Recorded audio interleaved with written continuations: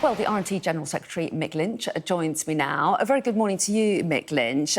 First of all, just how much support do you expect to have for the walkout today? Just how disruptive will this strike be? Well, our members will be out all over the country. They'll be on picket lines up and down the rail network. We've had a very strong mandate to renew our action in the last week or so, a 9-to-1 vote on a heavy turnout. So our members are up and down the picket lines, taking the action as instructed by the union and as voted for by them. And so the action is solid, and it will be as long as this campaign goes on. People watching will know that this dispute has been going on for a long time. How close are you now to a resolution? Well, we had an offer put to us, the second or third offer, I think, in this process, which we have declined to accept because the stipulations that were put on it were not acceptable to our people. We had a good conversation about that throughout the union. So we're looking for a fresh offer from the company. We're looking for a new set of negotiations to start. We haven't got a settlement for the drivers, as you saw yesterday with the ASLEF strike, and we haven't got that for the other grades in the RMT strikes as well. So there's a lot of anger in the rail industry at the minute. Both unions are still campaigning. Their members are voting in heavy numbers to continue the action. So there's a lot of strength for feeling, and it's up to the government to unblock this dispute, because they have the final say on what is proposed at the table. In their contracts with these companies, they stipulate what the negotiating position is. They stipulate what the offers are, and those offers simply aren't good enough at the minute. They don't recognise the cost of living crisis, where inflation has gone, and what they want from our members in terms of giving up their terms and conditions are simply not acceptable. So there's a long way to go, but we're available for dialogue and negotiation at any time.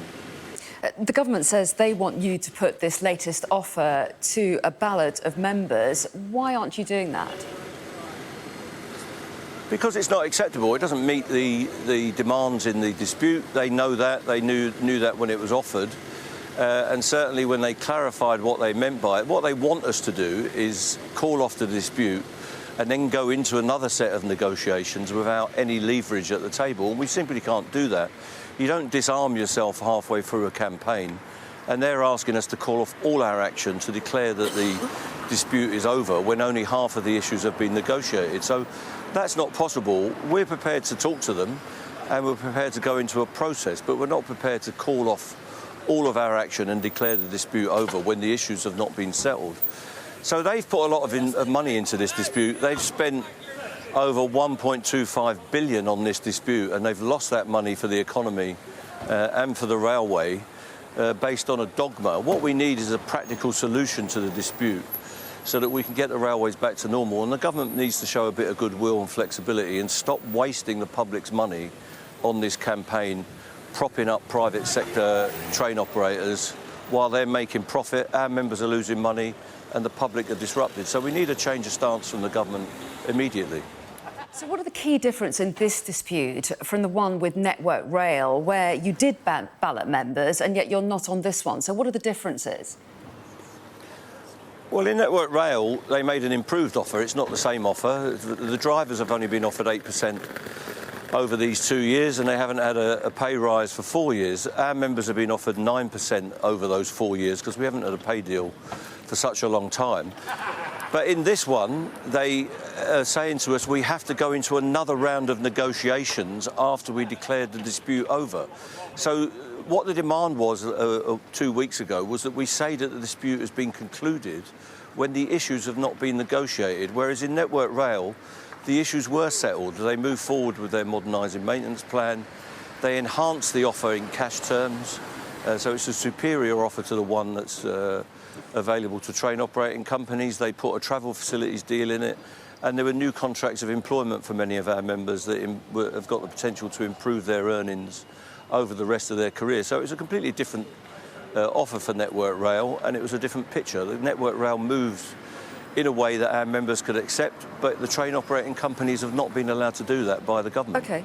So if the train companies drop the request to get rid of your strike mandate, would you put that to the ballot?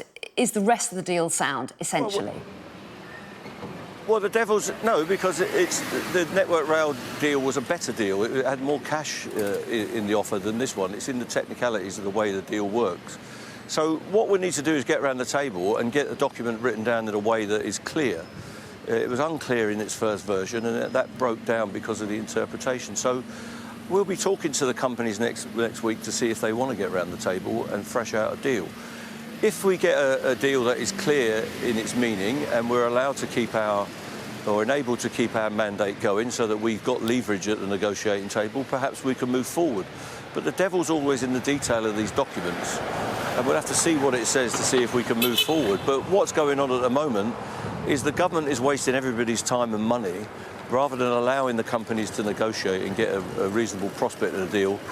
Everybody's been put in a straitjacket, really, so that we can't move this dispute forward. So hopefully we can do that in the next week or two. OK, well, Mick Lynch, we appreciate your time this morning. Thanks very much indeed.